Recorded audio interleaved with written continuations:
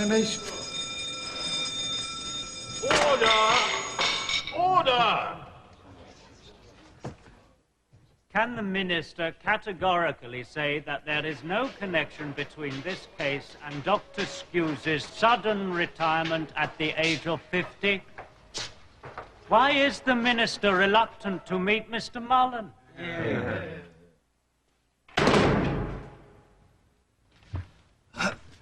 It took the West Midlands Police 3 days to decide they had the guilty men. Why has it taken the Home Office 9 months to consider, without reaching a conclusion, whether the West Midlands was right? I can't believe that the delay is because of the thoroughness of the Home Office and the police force. Therefore, I must ask if it was a cover-up.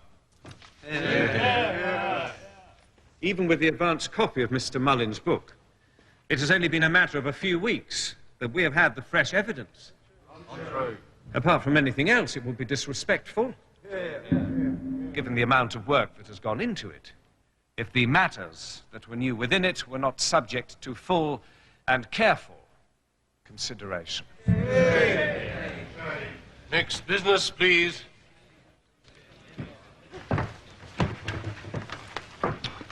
There's a debate on aspirin next. I expect he could use a couple.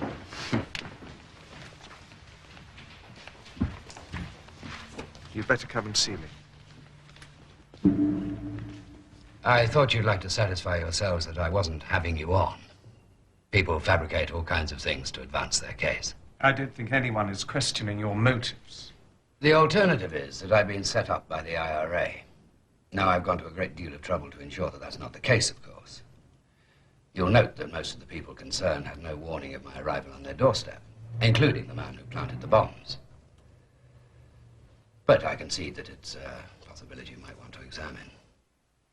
If not, I think you have to accept the fact that the convictions look decidedly unsafe. The British state is big enough to own up to its mistakes, Chris.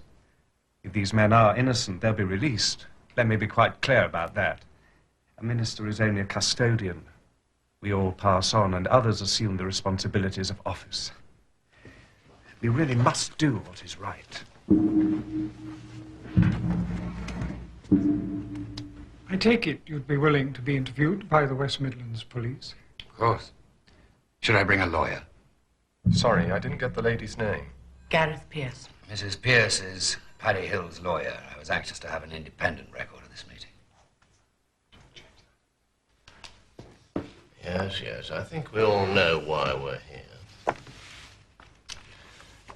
XY Belfast Jimmy, let's get them out of the way to start with. We're satisfied we know who they are. Mick Murray, convicted of other bombing offences, 1975. He's your first maker, and the man you claim rang the warning. James Francis Gavin, formerly of Carlton Road, Bordesley Green, 9 prison in the Republic. Second maker. And Belfast Jimmy, Seamus McLaughlin, the man in charge. Gavin was arrested in connection with other explosions, but we had nothing positive on him. How are we doing? Before we go on, perhaps you could clarify the nature of this meeting. At the moment, Mr. Mullin, we're being led here by the neck by the Home Secretary. I don't mind telling you. I'm simply instructed to inform him of my views. You've been busy. So have you. Not really. I'm interested in the planters. Tell me about the young one. Was he ever convicted? I can't say. When you get to him, you're down to 5, 6 people. They'll be very upset. Nevertheless, this is the one I want to hone in on. There were no numbers ever put on the bombers, but if this man's account is true, then obviously the 6 are innocent. There's at least one I know of fits the bill, but I can't be certain unless you confirm he was convicted. I think it's him. There's a limited number of candidates. We're going on the age. 19 at the time. And the details of other bombings. It's essential we try and corroborate this. I'm no more at liberty to disclose my sources than you are yours. What you don't realise is how many of the people you've been talking to were singing their heads off for us. Then they will have told you that the Six were not members of the IRA. After the pub bombs, they were singing to save their own necks. Believe me. We picked a few up the following year. I expect you've seen one of them.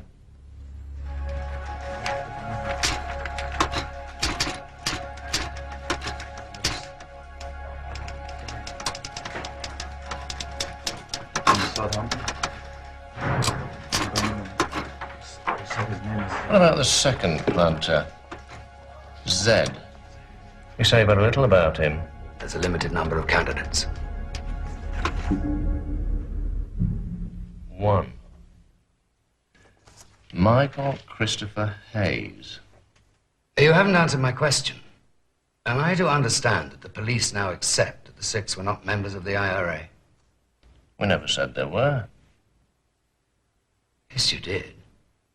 According to the police at the trial, Walker was a brigadier, McElkenny a captain, and the other 4 lieutenants.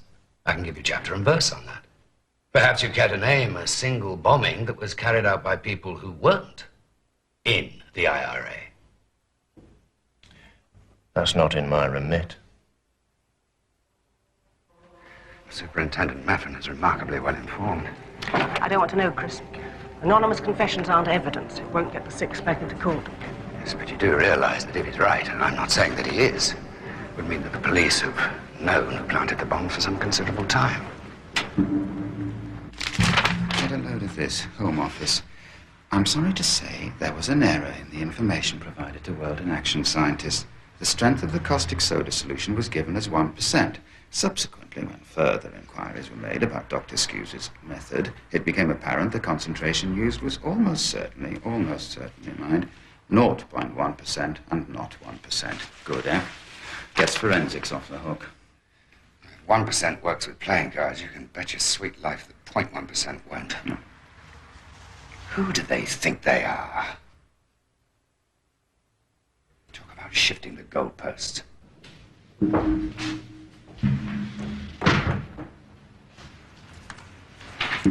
It's for me. Tom Clark. Yes, policeman, I think. So when did you leave the force then, Mr. Clark? I thought we'd covered everybody. Oh, well, gentlemen, thereby hangs a tale. I was accused of stealing £5 from a prisoner. I make no secret of it. The jury found me guilty, though I will protest my innocence till my dying day. They were not allowed to sleep for 1 minute during their time at Birmingham Police Station. What with that and the dogs barking every 2 or 3 minutes, they did not rest. What was the demeanor of the officers in dealing with the prisoners? Very aggressive. Well, you know, can you swear? Yeah, say anything you want. Irish bastards, and so on and so forth, all night long. You name it, it was said to them. And of course, occasionally the guns got put through the flaps on the cell door. God knows what those men went through, with guns aiming at them through the spile. A shotgun through the door? Periodically, through the night, every time. Stand up. And you personally saw that? Yes. Get your white coat on, Charlie. I think we've got another show. Mullin's found himself a talking policeman. He's not talking a few shouts either. He's talking guns, dogs, the works. I don't know how he does it. Well, yes, I do know how he does it. He writes to the Birmingham Post. Parliamentary candidate seeks honest copper. Can you believe that?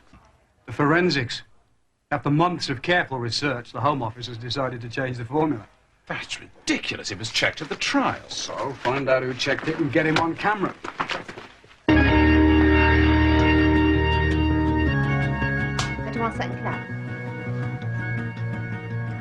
Dr. Black, you're convinced that the formula used was 1%. Where did you get that from? Comes from the notes I took when I saw Dr. Skuse. Now, I could not have made a mistake. He could not have told me 0.1%, which I transcribed as 1%. What was the state of the men when you next saw them? Well, there were bruises underneath the eyes. Their faces were puffed out.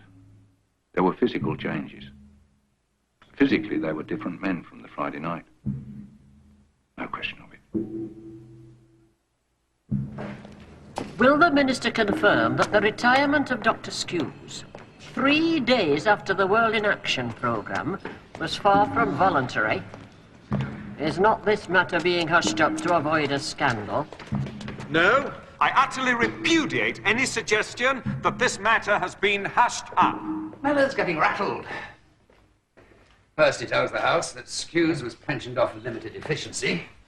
Then he says that he retired voluntarily.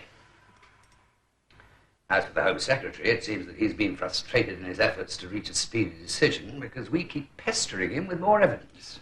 I've been ringing around the wives. Love the show, but same old question, when's something gonna happen? 13 years soon. Christ knows how they survive. I thought we might press for a decision before the Christmas recess. Spirit of the season and all that. The people who walked in darkness have seen a great light. Those who dwelt in a land of deep darkness, on them a light has shone. For to us a child is born, to us a son is given, and the government will be upon his shoulder. And his name will be called Wonderful Counselor, Mighty God, Everlasting Father, Prince of Peace. Of the increase of his government and of peace there will be no end.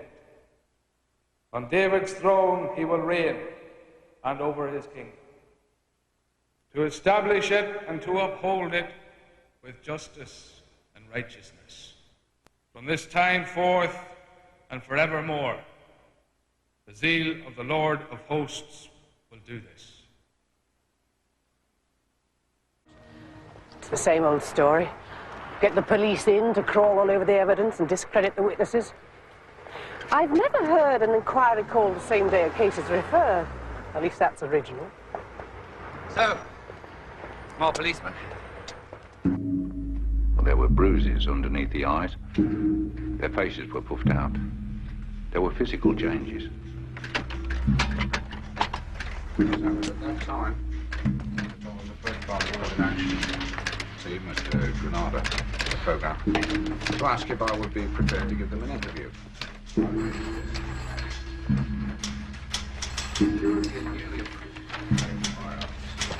And I recall the question of whether these men were armed just didn't enter my head. Point is this,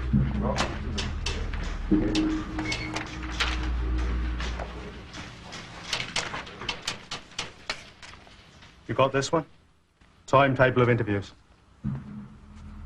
Someone will know what it is.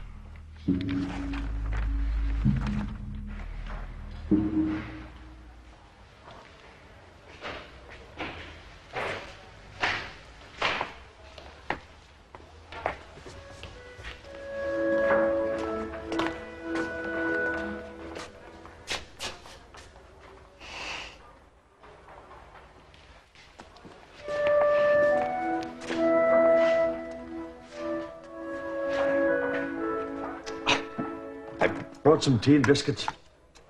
How do you like yours, Jerry?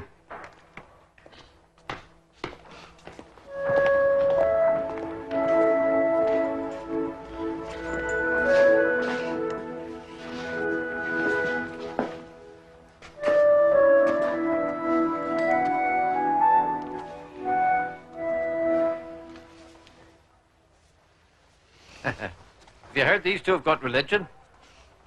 Aye. They call him the bishop.